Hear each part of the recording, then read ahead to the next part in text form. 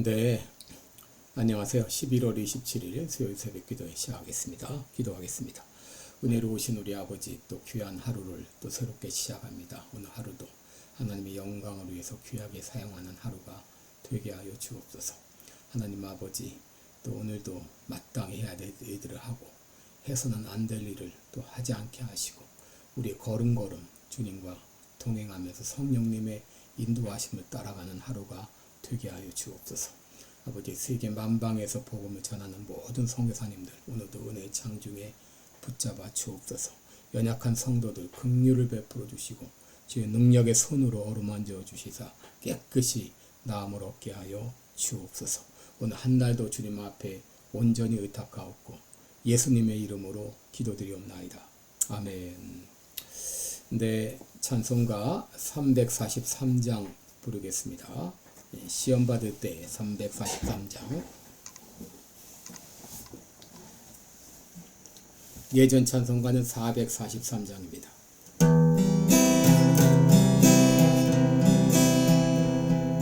시험 받을 때에 나를 도우사 주를 떠나가지 말게 하소서. 떨며 주저할 때 나를 붙드사 넘어지지 않게 지켜주소서. 세상 무기 영화 나를 얼매고 세상 어떤 징후 유혹할 때에 겟세마네 피땀 생각해 하사 십자가의 주를 보게 하소서. 주의 자비하심 내게 임하사 근심 걱정 고통 내가 당할 때 주의 능한 손을 보게 하시며 주여 나의 근심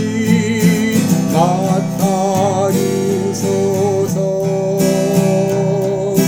이 땅 위의 삶은 모두 마치고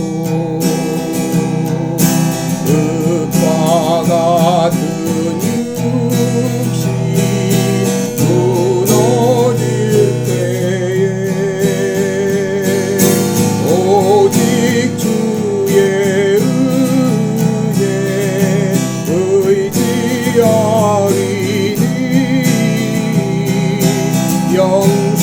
영생하는 곳에 인도하소서.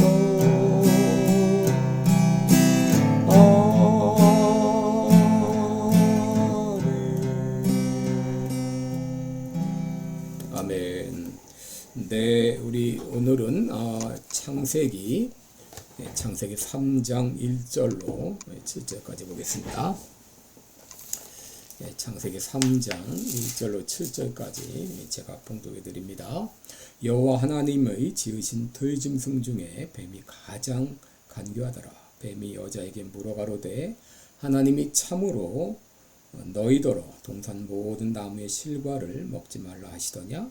여자가 뱀에게 말하되 동산 나무의 실과를 우리가 먹을 수 있으나 동산 중앙에 있는 나무의 실과는 하나님의 말씀에 너희는 먹지도 말고 만지도 말라. 너희가 죽을까 하노라 하셨느니라. 뱀이 여자에게 이르되 너희가 결코 죽지 아니하리라. 너희가 그것을 먹는 날에는 너희 눈이 밝아 하나님과 같이 되어 선악을 알 줄을 하나님이 아심이니라. 여자가 그 나무를 본즉 먹음직도 하고 보암직도 하고 지혜롭게 할 만큼 탐스럽기도 한 나무인지라. 여자가 그 실과를 따먹고 자기와 함께한 남편에게도 주매 그도 먹은지라. 이에 그들이 눈이 밝아 자기들의 몸이 벗은 줄을 알고 무화과 나무 잎을 엮고 치말하였더라. 아멘. 네, 우리 오늘은 유혹을 이기려면 이런 제목으로 함께 말씀을 나누겠습니다.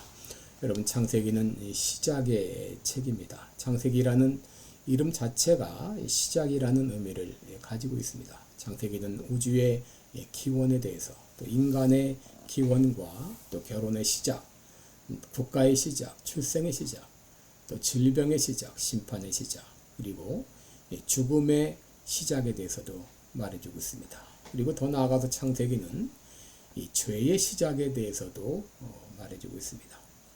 오늘 본문은 죄가 어떻게 인간 세계에 들어오게 되었는가, 그 내용을 우리에게 말해주고 있습니다.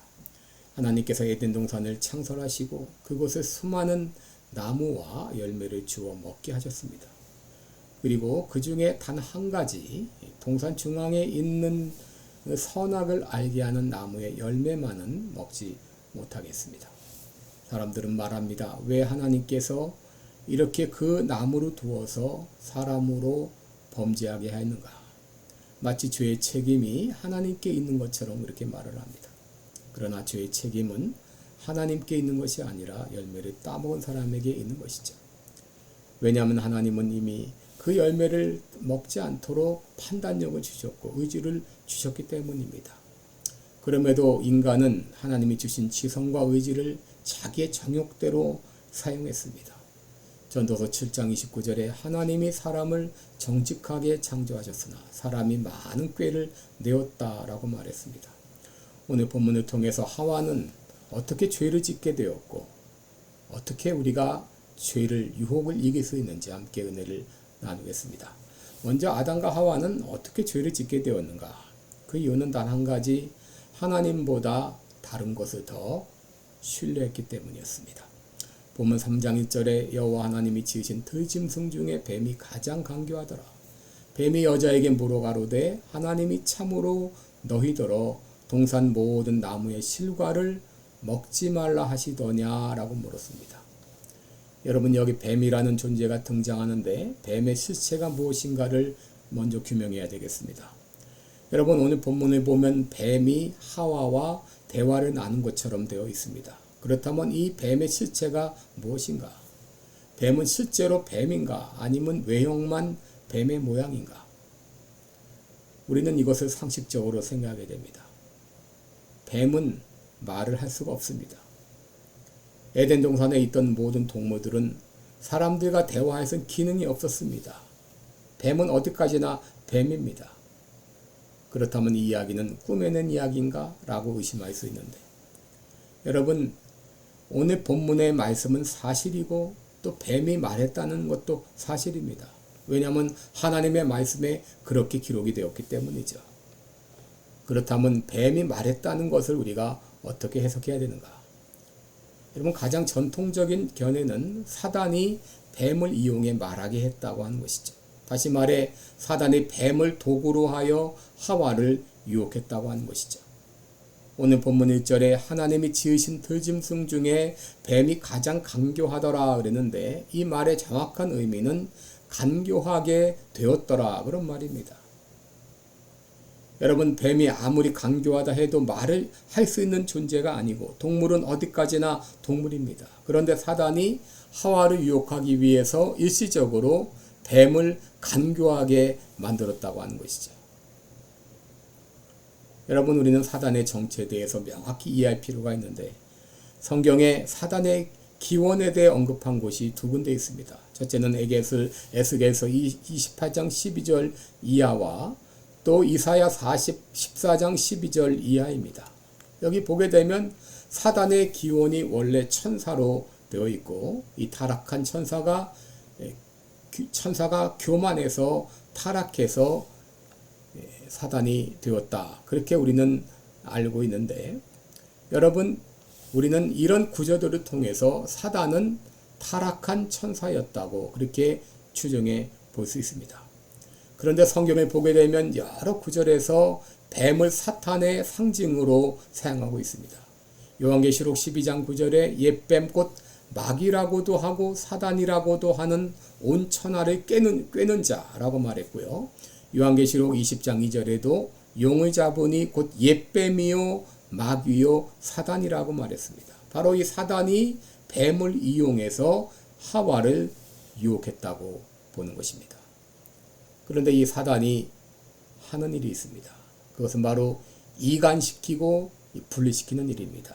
사단의 이름 중에 디아볼로스라는 그런 명칭이 있는데 디아라고 하는 말은 사이로, 볼로스는 던진다고 하는 말인데 여러분 사단이 하는 일은 이 사람에게 미끼를 던져서 의심하게 하고 불평하게 하고 시기하게 하고 원망하게 하고 미워하게 하는 그래서 하나님과 사람 사이를 이간시키고 사람과 사람 사이를 이간시키는 것이 바로 사단의 일입니다. 요한복음 8장 44절에도 너희는 너희 아비 마귀에게서 났으니 저는 거짓말장이요 사단의 아비라 그랬는데 사단은 거짓말로 사람을 유혹해서 관계를 악화시키고 분리시키는 그런 일을 하는 것이죠. 사단이 하와를 어떻게 유혹했는가? 의심이라는 이 미끼를 던졌습니다. 그래서 하나님의 말씀을 의심하게 했습니다. 1절 하반절에 보면 뱀이 여자에게 물어가로되 하나님이 참으로 너희더러 동산 모든 나무의 실과를 먹지 말라 하시더냐라고 말했어요. 여러분 여기서 뱀이 강조하는 것은 참으로라는 말과 모든이라는 말입니다. 하나님이 동산을 만드셔서 너희에게 주셨다. 그리고 이 모든 나무들은 너희 가까이 있다. 그런데 참으로 하나님께서 이 모든 나무들을 먹지 말라 하시더냐? 참으로 그러면 사람이 조금 반감을 갖죠? 그리고 모든 그래도 역시 마찬가지입니다. 반감을 갖습니다. 아주 간교한 질문입니다. 이 참으로라는 말과 모든이라는 말을 통해서 하나님께서 그들을 과도하게 규제하고 있다고 하는 그런 느낌을 갖게 하는 것이죠. 사단은 이 참으로라는 말과 모든이라는 말을 통해서 하나님의 인자하심을 의심하게 하고 하나님을 규제하는 분으로 그렇게 생각하게 한 것이죠. 여러분 우리가 어려움을 당하게 되면 그때 유혹에 빠지기가 쉽죠. 왜 하나님은 나에게만 이런 시험을 주시는가? 시험을 나에게만 주겠습니까? 그리고 왜 우리 가정에만 이런 어려움을 주시는가? 우리 가정에만 이런 어려움을 주시겠습니까? 여러분 사단은 이런 의심을 통해서 하나님을 불공평한 분으로 그렇게 착각하게 만들고 불평하고 원망하게 하시는 것이죠. 여러분 또 사단이 아담이 아닌 하와에게 먼저 접근한 것도 간교한 일이죠. 아무래도 여자가 남자보다 더 이 감정적이고 또 분위기에 약합니다. 그래서 베드로전서 3장 7절에 보면 여자를 가리켜 깨지기 쉬운 그릇이라고 했는데 이것은 육신적으로 약하기보다도 감정적으로 약한 면을 말하는 것이죠. 여기서 우리는 하와가 서서히 사단의 유혹에 넘어가고 있는 과정을 볼 수 있습니다. 먼저 하와는 나무의 위치를 언급했습니다. 3절을 보면 동산 중앙에 있는 나무 그랬습니다. 정확히 말하면 동산 중앙에 있는 저 나무 그런 말입니다. 하와는 나무의 위치를 강조해 말했습니다. 여러분 창세기 2장 9절에 보면 동산 중앙에는 선악을 알게 하는 나무만 있는 것이 아니라 생명나무도 있었습니다. 오히려 이 생명나무가 더 중심이라고 할 수 있는데 하와는 선악을 알게 하는 나무를 강조합니다. 이에 대해서 구약학자인 에드워드 영은 그녀의 정욕을 나타낸 것이라고 말했습니다. 또 하와가 사단의 유혹에 넘어가고 있다는 증거는 하나님의 말씀에 자기의 생각을 가미했다는 것이죠. 창세기 2장 17절에 보면 선악을 알게 하는 나무의 실과는 먹지 말라 했습니다. 그런데 하와는 먹지도 말고 만지지도 말라는 그런 말을 추가했습니다. 여러분, 여기 만진다는 것은 단순히 만지는 것에 말하지 않고 창세기 20장 6절에 보면 아비멜렉이 아브라함의 아내 사라를 가까이 하지 않았다는 말이 나오는데, 여기 가까이 한다는 것은 그저 가까이 다가간다 그런 말이 아니라 이는 성관계를 갖는 걸 말합니다. 여러분, 2장 17절에 만진다는 말도 단순히 만지는 것이 아니라 그 열매를 소유하고자 했던, 3장 17절에 소유하고자 했던 그의 마음을 여기 표현한 것이죠.